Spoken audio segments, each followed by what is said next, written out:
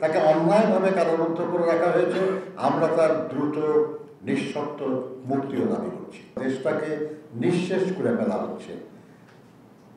বিস্ময়কর ব্যাপার হলো যে এমন একটা সরকার আজকে ক্ষমতায় আসীন, যে সেই সরকারের নিযুক্ত প্রধান বিচারপতি সরকারের ইচ্ছা মতো কাজ না করার কারণে পদত্যাগ এবং দেশত্যাগে বাধ্য হয়।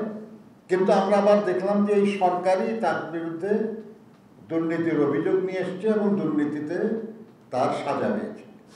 সরকারের নিযুক্ত প্রধান বিচারপতি এক, সরকারের নিযুক্ত প্রধান সেনাপতি দুর্নীতির দায়ে অভিযুক্ত, সরকারের নিযুক্ত পুলিশ প্রধান দুর্নীতির দায়ে অভিযুক্ত, এবং খুব বড় সচিব পর্যায়ের সরকারি কর্মকর্তা থেকে আরম্ভ করে উচ্চপদস্থ কর্মকর্তাদের গাড়ি চালক পর্যন্ত। তো এখন তাহলে কি এই সরকারি দুর্নীতিগ্রস্ত, এই কথাই তো বলতে হবে। এখন জন্ম সনদ দিয়ে খোলো বিকাশ স্টুডেন্ট অ্যাকাউন্ট, নিজের বিকাশ নিজে কর। এই দুর্নীতি এবং দুর্নীতির পরিমাণ কি? আমাদের দেশের সরকার প্রধান সম্প্রতি একটা দেশে গেলেন, সেখান থেকে কিছু সহযোগিতার প্রতিশ্রুতি পেয়েছেন।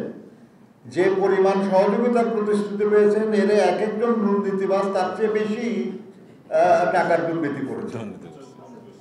এই তো বাস্তবতা আর কি। এরকম একটা বাস্তবতায় দেশ পড়েছে। এখান থেকে দেশকে উদ্ধার করার জন্য আমাদের ঐক্যবদ্ধভাবে লড়াইটা চালিয়ে যেতে হবে। এবং আমি বিশ্বাস করি যে দেশ এবং দেশের মানুষ আজ প্রতীক্ষা করছে একটা পরিবর্তনের, এবং ইনশাআল্লাহ খুব দ্রুত এই পরিবর্তনের জন্য আমাদেরকে সবাইকে একসাথে মিলে লড়াই করতে হবে।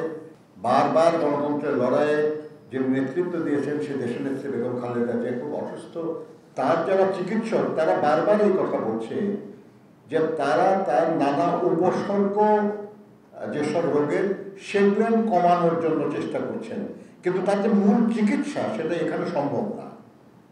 সেটা একটা মাল্টিডিসিপ্লিন অ্যাডভান্স মেডিকেল সেন্টার ছাড়া সম্ভব না, এবং সেটা আমাদের দেশে নাই। সেজন্য আমরা বারবার বলেছিলাম যে তাকে দেশে বাইরে চিকিৎসার জন্য সুযোগ দেওয়া হোক, কিন্তু সরকার নানা অপযুক্তি দিয়ে সেটাকে রোধ করে রেখেছে। তো আমরা তার মুক্তি চাই। উনি মুক্ত হতে পারলে তো তুমি যে কোনো জায়গায় চিকিৎসা করতে পারবেন।